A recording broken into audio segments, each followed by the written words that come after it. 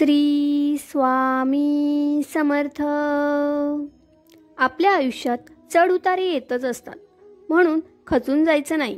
खंबीरपणे प्रसंगाला सामोरे जायचे. आपल्या स्वप्नांसाठी, आपल्या ध्येयासाठी आपल्याला प्रयत्न हे करावेच लागतात. कारण स्वामी म्हणतात, बाळा, कष्टाला पर्याय नाही. तुझ्या कष्टाला माझ्या आशीर्वादाची आणि प्रेमाची साथ आहे. तू काळजी करू नकोस. तुझे निरंतर प्रयत्न तू थांबवू नकोस. आज ना उद्या यश तुझेच आहे. ते तुझ्याकडेच खेचून आणणार आहेस. तू खेचून आणणारच, हा माझा विश्वास तुझ्यावरती आहे. दिवसाची सुरुवात सकाळपासून सुंदर विचारांनी आणि सुंदर नामस्मरणाने करून तर बघा, आणि मग बघा तुमच्या आयुष्यात सकारात्मक गोष्टी खेचल्या जातात. कारण नकारात्मक गोष्टींनी तुमचे नुकसानच होते. म्हणून नेहमी सकारात्मक गोष्टीच आपल्या मनामध्ये, आपल्या आयुष्यामध्ये आणण्याचा प्रयत्न करा. आणि मग तुमचे आयुष्य कुठले वळण घेते ते पहा. तुझी जी काही इच्छा आहे ती आता माझ्यापर्यंत पोहोचली आहे. ती लवकरच पूर्ण होणार आहे.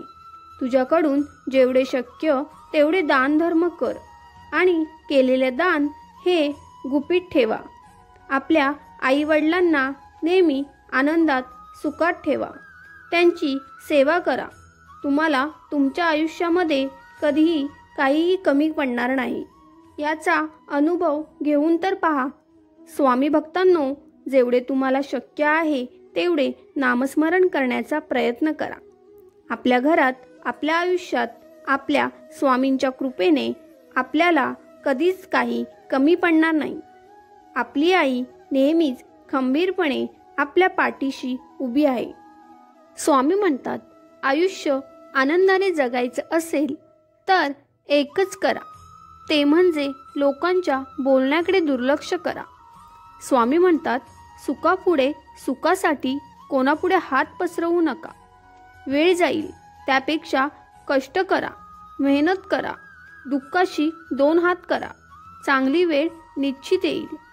माझ्यावर प्रेम आहे ना, माझ्यावर विश्वास आहे ना, मग बाळा माझ्या विचारांचे पालन कर.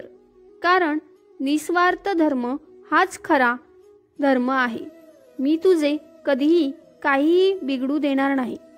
स्वामी म्हणतात, नेहमी लक्षात ठेव, कुठल्याही गोष्टीचा कधीही गर्व करू नये. कारण गर्वाचे घर हे नेहमी खालीच असते. हे ध्यानात असू द्या. बाळा, तू जो विश्वास दाखवला आहेस त्या विश्वासाचे आता उत्तर देण्याची वेळ आली आहे. तू आमच्याजवळ मनापासून ज्या काही वेदना, दुःख मानले आहेस ते सर्व आमच्यापर्यंत पोचले आहे. बाळा, या सर्वातून तू निर्विघ्नपणे बाहेर पडणार आहेस. फक्त आमच्यावरती विश्वास ठेव.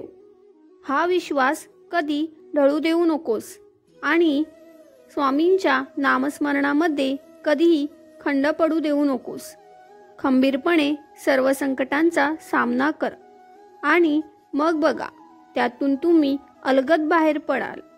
स्वामींना नेहमी प्रार्थना करा की, स्वामी तुम्ही माझ्याबरोबर आहात ना, मग मला घाबरण्याचे काहीच कारण नाही. मला माहीत आहे की माझ्या सगळ्या संकटामधून माझी गुरुमाऊलीच यातून सुखरूप बाहेर काढणार आहे. श्री स्वामी समर्थ.